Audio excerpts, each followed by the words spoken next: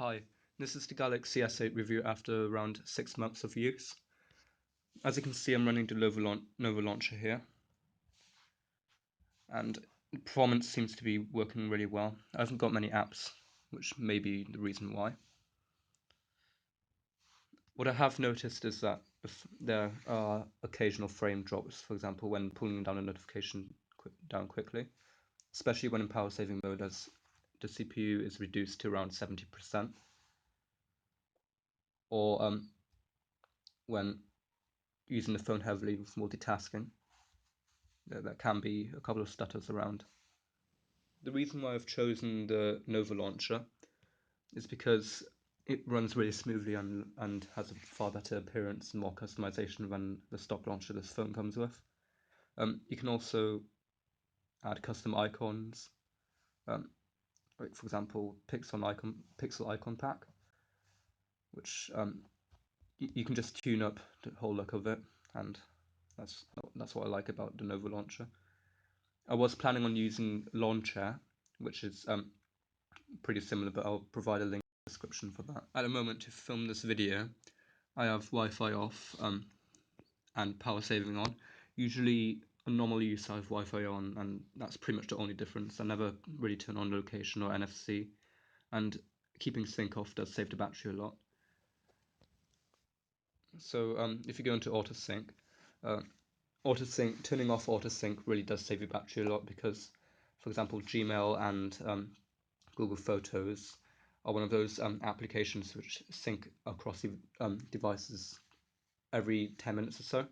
So that requires a lot of processing power in the background, and turning off autosync will save a lot of battery during standby and use too. If you open settings and go into apps,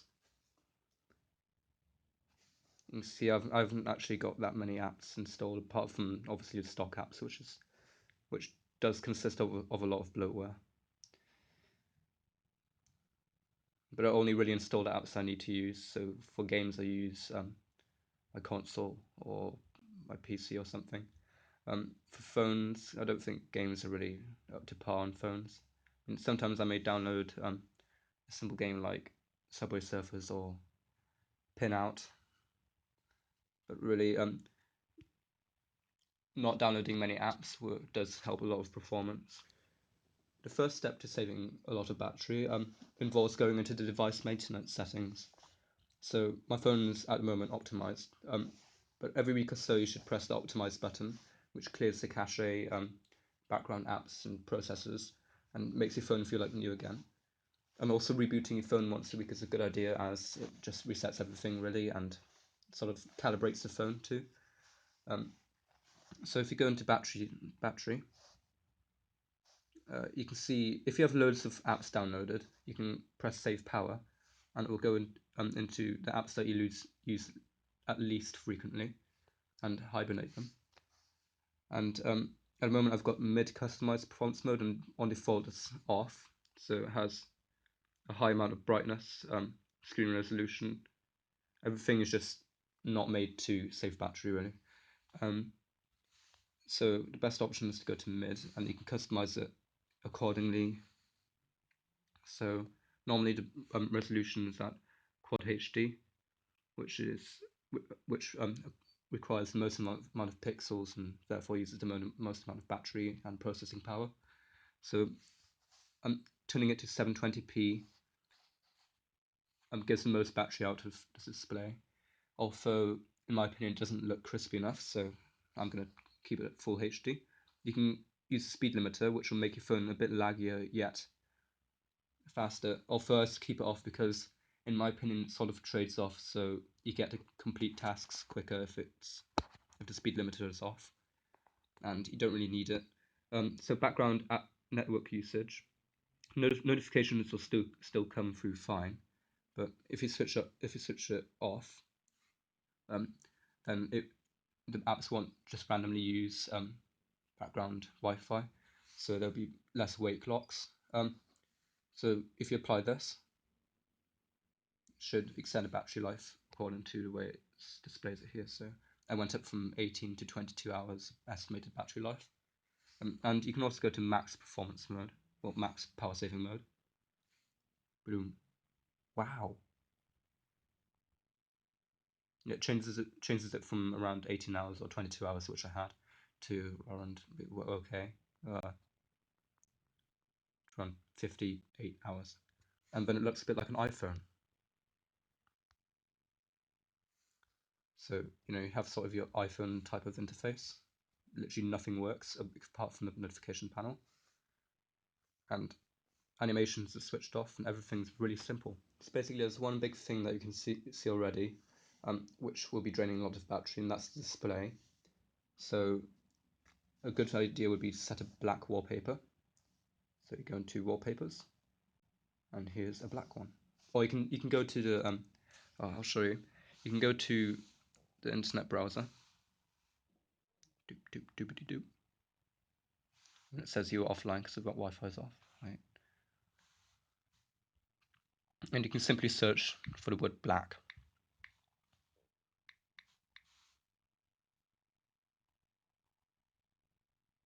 The screen is AMOLED, so it requires a lot of power to display white, more power than LCD to display pure white colors. Also, when a screen is black, that portion of the screen is literally off. So you just go on here. It's almost like the always on display then. Say saved image. Another good tip for the internet browser is to go and press the three dots at the top and then turn on night mode. And that turns everything black. So it's basically quickly set your wallpaper to a dark color, so black or whatever dark color you want really. But it will save battery if it's darker than white. Or you can even do a different shade, so red would save battery more than a light blue, for example. So you can go to the Play Store and download an icon pack, so white icons. This is for the Nova launcher mainly, and any launcher will pretty much support these icons. So for the stock Galaxy launcher one, unfortunately, so just keep that in mind. Anyway, you scroll down, you go to, I'll have a link in the description for this. You go to Lines, so this icon, just install it. And you go back home, go here, Settings, and Look and Feel, and then you simply just press Lines. And when you go back, a reduced amount of color displayed in the icons just to a white contrast. So it's almost exactly like the always on display now. And if you're really battery savvy, you can save even more battery by going to Look and Feel and hide notification bar, hide navigation bar, go back, and literally all you'll see is the app icons. Background, this is the free version, so some icons are missed out, but this is going to save a lot of battery. Although there's still a couple of battery draining elements on the display, for example, notification bar.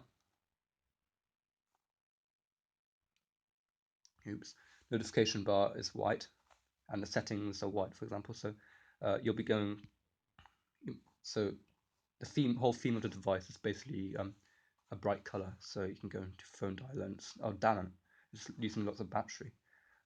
So a solution for this would be to go into settings, and then you go into, where is it? Wallpapers and themes. And themes, pop into this one, which is called the you just type in high contrast theme, and it basically turns every GUX, the whole GUX general user interface. Well, yeah, it turns the whole general user interface into a darker color. So you apply this.